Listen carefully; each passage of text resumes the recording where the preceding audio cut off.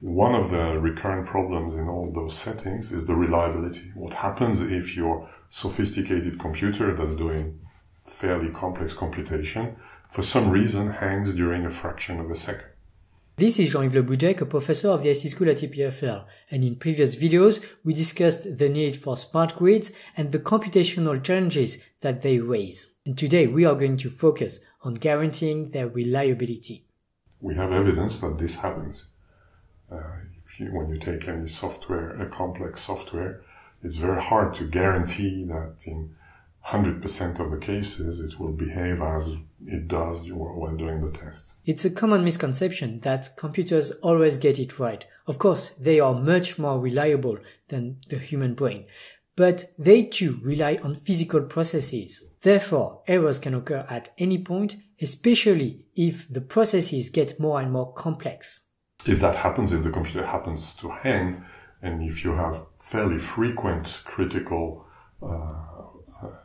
tasks, then it will happen sooner or later that every few days your car or your smart grid will take the wrong decision because the computer did not react fast enough, for example. This problem is typically solved by having redundant computers, having multiple redundant computers. This is typically the heart of distributed programming, which is widely used to guarantee the reliability of banks' ledgers, as we discussed it with Professor Christoph Koch.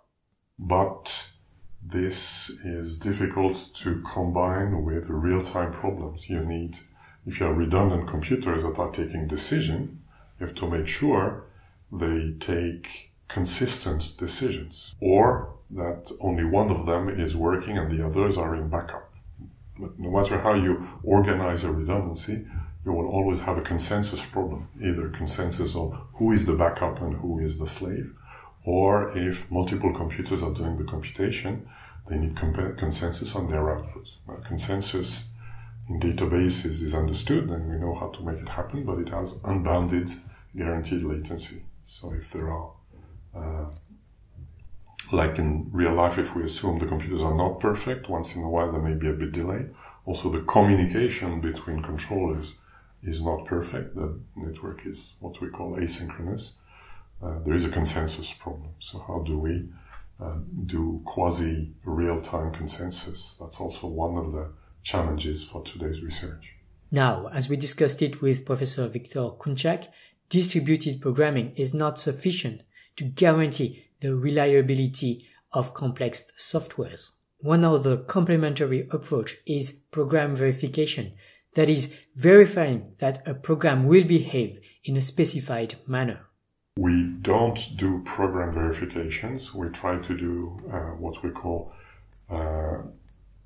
rigorous system development by design. So we try to make a design that we can prove during mathematical proofs of the design.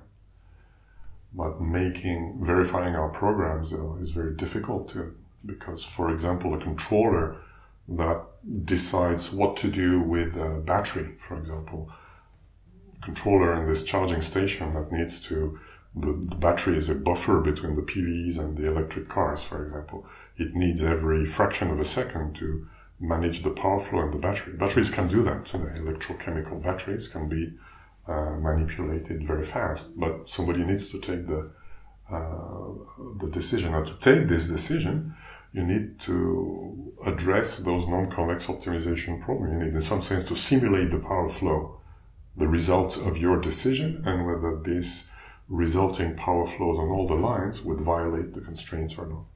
So we use numerical linear algebra, matrix inversion, quadratic programming, that kind of things in real time. So verifying all of this the programs are too large to be verified with formal methods, at least today.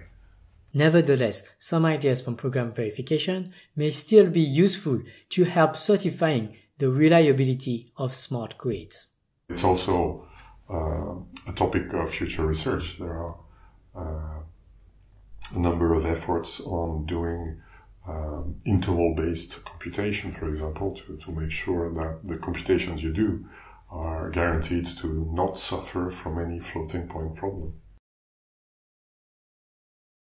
if the database of that bank gets lost, you know, the money is gone. At least they don't know anymore how to assign the different, you know, amounts of money that different people own and so on, right? And such a loss, particularly for, let's say, a big bank, could have, you know, global, you know, could cause a global crisis. It is an optimization problem, which is nasty in some sense.